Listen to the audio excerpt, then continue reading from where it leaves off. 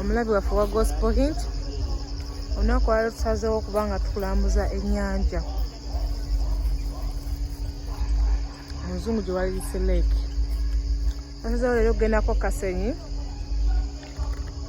nga Kasenyi kisangibwa ku Rentebe Road oba ova Kampala olinnya n'oviiramu Nkumba.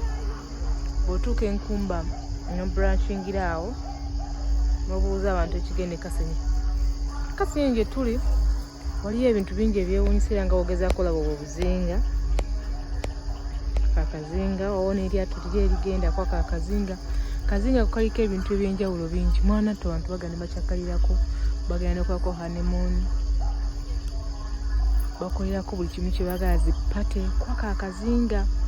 Kugezaako era lyeryato ligezaako kugenda ligenda kukola ki? Ligenda kazinga ako. Bintu bingi ebibeerayo kazinga bategekeyo no n'ebivulu ku akazinga kugezaako lengera. Era ndowooza olaba obwato buli ali buyitirivu bugenda ku akazinga. Omwalo guno buliko ebintu bingi, otegekerako ebivulu, bavuba nako. Waliyo bizinesi ez'enjawulo naye nga abantu abasinga okugenda babalambuzi abajja okulambula nga bageza kulagana amaato, abantu bazze kulambula, balambula akazinga kano. Guno omwalo gw'e Kasenyi guli mu nsiko, kutuuka ku mwalo gwennyini oyita mu nsiko. Kyewaliisa ekibira nga ogezaako emiti miyitirivu, emiti mingi, emiti nga gyo miyitirivu ku kazinga kano. Abantu bajja ne bakola atya? Bajja ne bejjako stress, olina ajja n'awummulirako eno kana akazinga. Gwe n'abadde tumanyi Uganda aba Gospel Hint twasalawo kubanga tubalaga kiki kye bayita Uganda era nga kuliko n'amayinja kana akazinga. Amayinja ag'enjawulo gali gegezaako laba, amayinja ag'enjawulo oba gwe waliisa ag'omuwendo gasangibwa eno Kasenyi. Ya subscribinga, likinga, osharinge. Mayinja geego gy'emiti kiringa kibira era obudde bwe buziba muganda wange entambula yayo erabika ekalubamuko byebino essaawa zino obudde bwa kawungeezi ya oza wulira sawundi y'amazzi.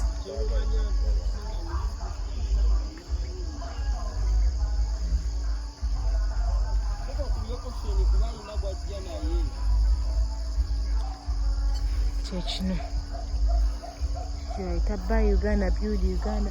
Aba Gospel Hint twasobola okuba nti tubalambuza biki ebiri mu Uganda, kiki kyotamanyi ku Uganda. Tetulaba nga tubawa bintu biri mu nsi ya entertainment yokka, naye twasobola okubawa bintu muyige, ebintu ebiyigiriza kiki kyotamanyi kyonna kyonna tubeera nga tukikuwa.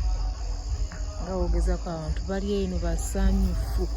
Nno obone kali akazinga kali ko kali ate ko katera kabeerako bavubi, tekalinga kali ke nasosobba kalira kuba nti tosobola kulengera bungi tukaliko walako ko okugendayo ssente empitirivu kuba ko kaliko ebintu bingi ebikolebwako kucakala kudigida.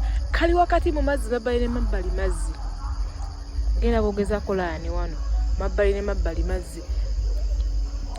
Kesanga nga ko okusinziira ku bantu abasooka bajjaja ne bajjaja bagamba nti obuzinga bwogezaako wakati mu mazzi.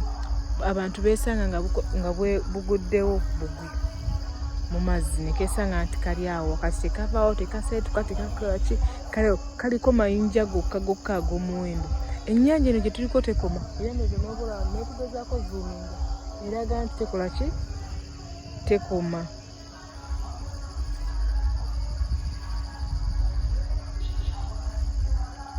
Kyekino ekiri ku mazzi gezaako olaba omusenyu gw'oku mazzi. Omusenyu gw'oku mazzi gwo si gwe gwa bulijjo gw'oyinza okugamba nti guno gw'omanyi. Nedda.